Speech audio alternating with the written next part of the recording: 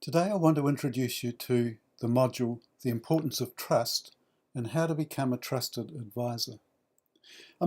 Have you ever been involved in a team of people who function together superbly? It may have been in business, school or sports, and probably people trusted each other, they complemented each other's strengths, they compensated for the other person's weaknesses, and they aimed for goals higher than anyone might have dared for individually. And as a result, produced extraordinary outcomes. You see, such results are only possible when individuals in a team know and trust each other deeply. That's why I love this drawing on the front of this module. Person falling backwards into the arms of their teammates. Total trust. And that's what this module is designed to create within the organisation that you'll be working in. My name is Bruce Holland. I'm the author of the book Cracking Great Leaders and designer of the Cracking Great Leaders program. Confucius once told his disciples that there are three things needed for a government. The first thing was weapons, the second was food, and the third was trust. He said if a ruler can't hold on to all three, he should give up weapons first, and then the food next, and trust should be guarded right to the end. As he said, without trust we cannot stand. The business case for increasing organisational trust is overwhelming.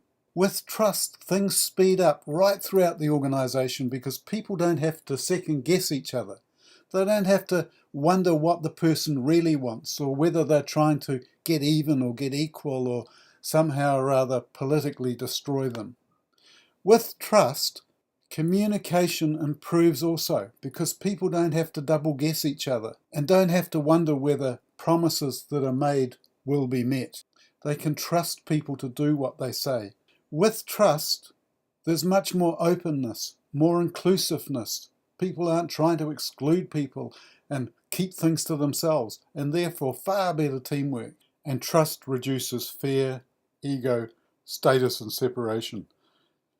Because people are able to be themselves. They don't have to try and pretend to be something they're not. They know people will accept them for who they are, their strengths and their weaknesses. In this module, I set out the business case for trust, and as I said at the start, it's overwhelmingly positive.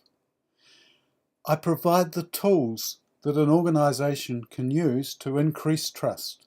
It talks about trust-based selling and influencing, how people can sell and influence far more successfully if they do it in a trust-based sort of way, where people aren't wondering what their real agenda is. It gives you the chance to do an organisational trust audit. So right from the start, you can decide how much effort is required in order to build trust, to build this magical ingredient that when people start to understand and value each other, emerges into being. And it tells you how to become a trusted advisor, someone people want to deal with. There's one thing that's common to every relationship. The one thing that is so critical that its removal would destroy the most powerful government, the most successful business, the most thriving economy, and the greatest friendship and the deepest love. And that thing is trust. And this module adds value to an organisation with these 13 ways. Everything speeds up. The transaction costs are significantly lower. There's positive energy. The increased focus on real work rather than personalities, much less politics. Increased sharing of information. Work life is much more enjoyable. It's easier to be vulnerable and to admit mistakes and weaknesses. There's more honesty when things go wrong. Staff retention is increased and delegation is much greater because people understand, and people are more prepared to step out and be innovative. Increased robust debate and ideas and communications are far more open. If you ever wanted a business case about how to add value, the trust business case is the one to go with. So your next steps are to Download the reading and become really familiar with it. Probably start with the trust audit so we can get a sense of just how much of an issue trust is in the organisation. Understand the process for increasing the trust. It's a process that I've developed over many years, and if you follow it pretty much as I've laid it out, you will get great results. But of course you may want to amend it and put your own stamp on it.